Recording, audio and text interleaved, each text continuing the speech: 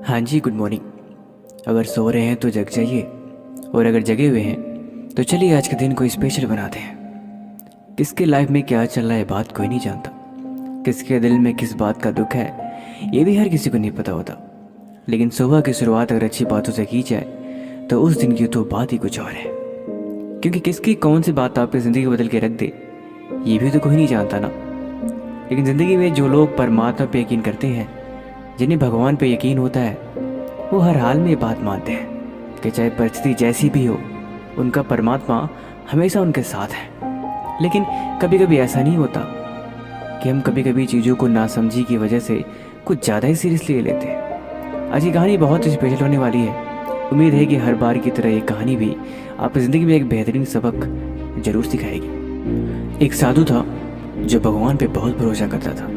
वो पता नहीं कितने सालों से भगवान की तपस्या कर रहा था। वो दिन भर भगवान के ही भजन गान और उनके ही कीर्तन किया करता।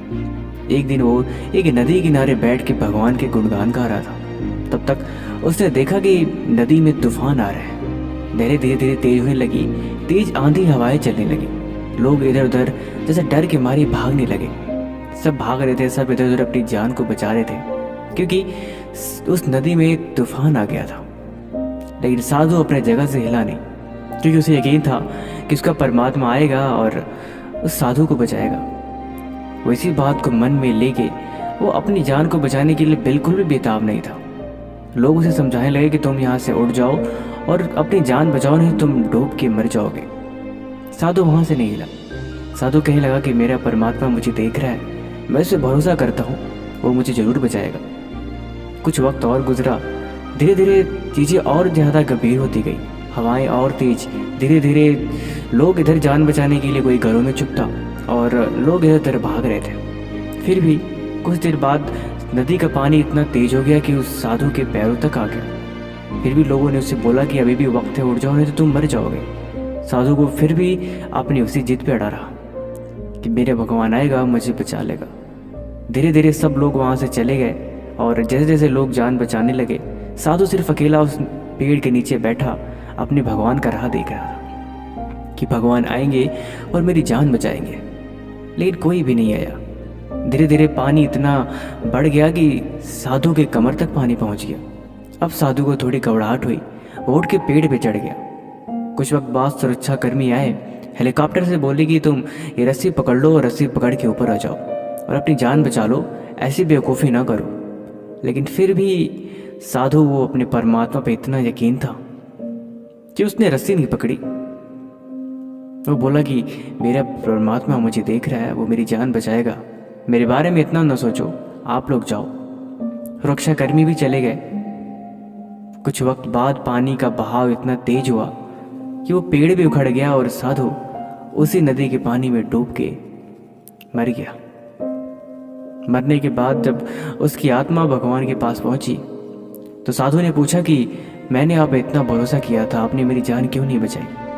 आपने मेरी जान बचाई होती तो मैं जीवित होता, लेकिन आपने मेरा भरोसा तोड़ दिया। आप तो कहते हो कि मैं सबकी जो मुझ पर यकीन करते हैं मैं उनके हमेशा साथ रहता हूँ, मैं हमेशा उनकी मदद करता हूँ चाहे वो किसी भी परिस्थिति में हो, लेकिन आपने मेरी जान नहीं बचाई।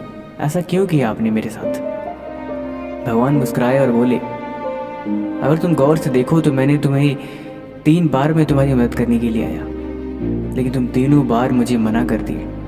ऐसे में वो हेलीकॉप्टर, वो लोग जो तुमसे बार बार रिक्वेस्ट कर रहे थे, उस मुसीबत में भला किसकी ज़रूरत पड़ी है तुम्हारी जान को? मैं 3 बार गया था तुम्हारी मदद करने के लिए, लेकिन तुमने मेरा हाथ नहीं थामा। तुम अपने ज़िद पे, अपनी नासमझी की वजह से अपने ही ज़िद पे अड़े रहे और उसी की वजह से तुमने अपनी उस जीवन को खो दिया। ज़रूरी नहीं है कि परमात्मा हमेशा उसी रूप में है।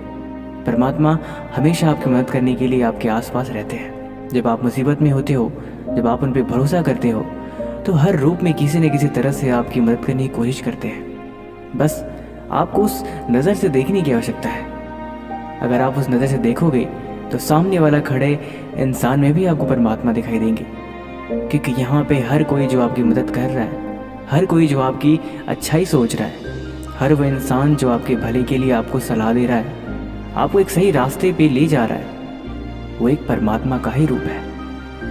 क्योंकि किसी इंसान से अगर आपके लिए कुछ बेहतर होने की उम्मीद हो रही है और वो आपके लिए बेहतर कर रहा है तो वो परमात्मा ही है। इस बात को आपको यकीन करने की आवश्यकता है। बाकी फिर भी आपने इस कहानी से क्या सीखा हमें कमेंट बॉक्स में ज़रूर लिखें, और ऐसी कहानी के लिए चैनल को सब्सक्राइब कर लें। तब तक मिलते हैं हम आपसे अगले दिन। Thank you so much. Have a nice day.